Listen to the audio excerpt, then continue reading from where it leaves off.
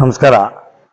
ನೋಡಿ, ಇವತ್ತು ನಾವು ಪಿಂಜರಾಪುಲಿನ ಎಮರ್ಜೆನ್ಸಿ ವಾರ್ಡಲ್ಲಿ ಇದ್ದೀವಿ. ನಾವು ಎಮರ್ಜೆನ್ಸಿ ವಾರ್ಡ್ ಅಂದ್ರೆ ಇಲ್ಲಿ ಎಲ್ಲಾ ತರಹದ ರೋಗ ಇರುವಂತ ಹಸುಗಳನ್ನ ಸಪ್ರೇಟ್ ಆಗಿ ನಾವು ಇಲ್ಲಿ ಕಟ್ಟಾಕ್ಬಿಟ್ಟು ಡೈಲಿ ದಿನಕ್ಕೆ ಒಂದು 3 ಸಲ ಡಾಕ್ಟರ್ ಅಟೆಂಡ್ ಮಾಡ್ತಾರೆ. ಇದ್ರ ಟ್ರೀಟ್ಮೆಂಟ್ ಎಲ್ಲ ಮಾಡುವಂತ ವಾಡಿಕೆ ನಡೀತಾ ಇದೆ.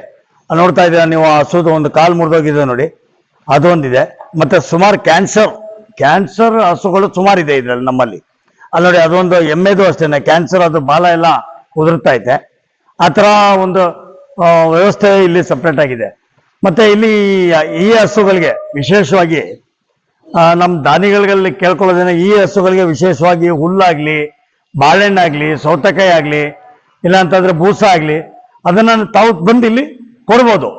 ಈ ಪಾಪ ರೋಗ ಇರುವಂತ ಪ್ರಾಣಿಗಳ ಜೊತೆಲಿ ನೀವು ಬರ್ತ್ಡೇ ಸೆಲೆಬ್ರೇಷನ್ ಆಗ್ಬೋದು, ಏನ್ ಬೇಕಾದ್ರೆ ಇದ್ರ ಜೊತೆಲಿ ನೀವು ಮಾಡ್ಬೋದು ಅಂತ ಅಂದ್ಬಿಟ್ಟು ತಮ್ಗೊಂದು ಮಾಹಿತಿಯನ್ನು ಕೊಡ್ತಾ ಇದ್ದೀನಿ.